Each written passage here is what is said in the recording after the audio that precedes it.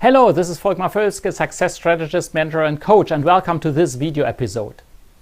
Are you exciting or are you perfect? Is the headline of this week's episode. And the thing is this, when I work with companies, I quite often apply a model that helps a lot in understanding where we are in the development of our business and where our potentials are.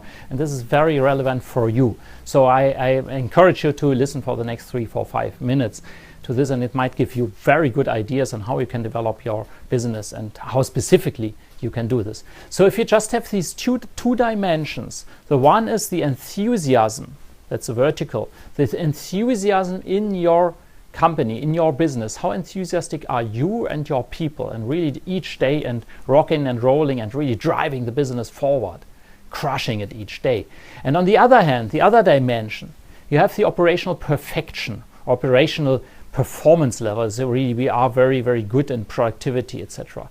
If you look at these two dimensions, you have, of course, at the end of the day, you have 4 quadrants, right? So you can say, okay, the number one is where we have a very high enthusiasm and a very low perfection, almost none. No processes are in place. This is where almost all businesses start off, right? So they start in this hot mess. They start, okay, we can do it. We don't know how, but we can do it somehow.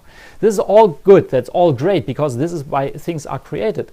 And if you look at the typical life cycle, what happens? Enthusiasm drops. It just drops because you need other people, you employ other people that are part of your team, and you get in daily routines, and so the enthusiasm is not high as it was before.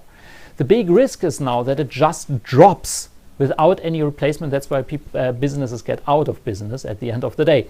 So the thing is, what good companies or successful companies do, they enhance time over time the capability of operational perfection. So they set up structures and processes that work. It sounds very simple, but if you look at this, you have a typical curve that's going down, and we try really to get more perfect over time. And that's good. That makes some money. That makes us profitable. That makes us scale up the business. That's fine. The thing is this.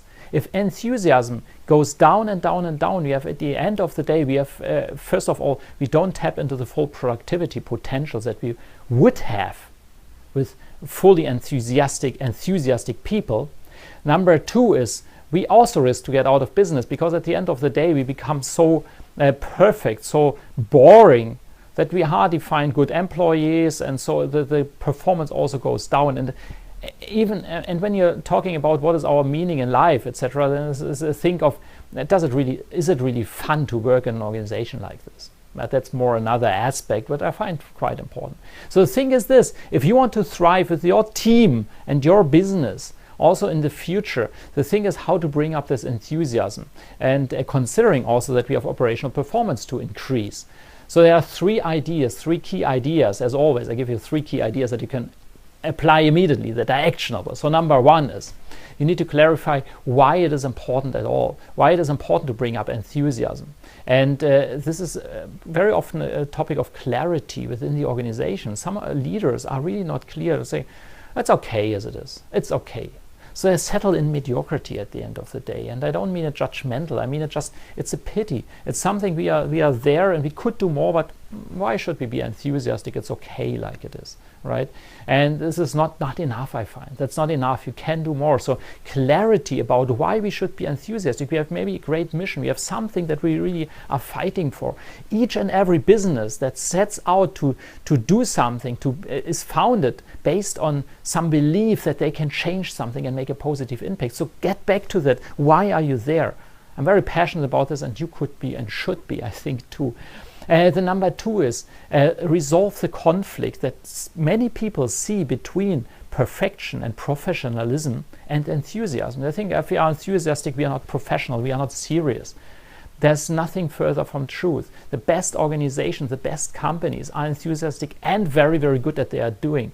Still, Apple is still in that place, right? If you go into the stores and people are enthusiastic, it's still there. It has been maybe even been more there with Steve Jobs, but however, it's still there. And they are very perfect in delivering their supply chain. Everything is great. So the thing is, you can do this even on a smaller scale, even with a 10 people company, with a 5 people, with a 50, 500, 5,000 company. It's all possible to have both. And it's very often a mindset thing. You can teach this. It's both possible, and it even gets an acceleration loop.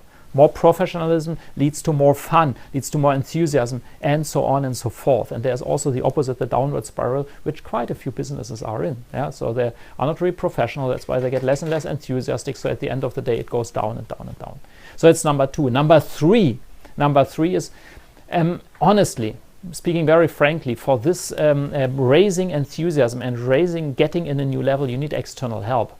And I'm saying it really quite bluntly. It's a thing that is extremely difficult. It's not impossible, but it's extremely difficult to do it from inside out. Just we are like this, and now let's cheer up and let's move on. It's a thing of where it's very, very beneficial to have somebody getting this into the DNA of the organization and really changing something. What sometimes also works very, very well is if you have a new CEO, a new leadership team coming in and they change the rules. That's also possible. Very often they combine it with external help.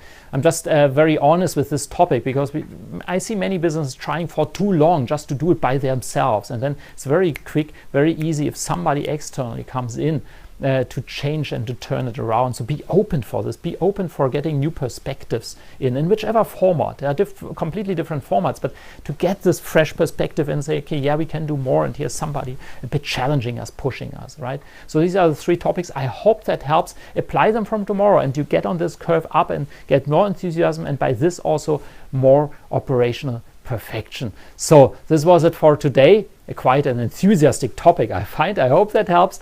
And until next time, think of, remember, each day, each time when you do something, drive your business with passion.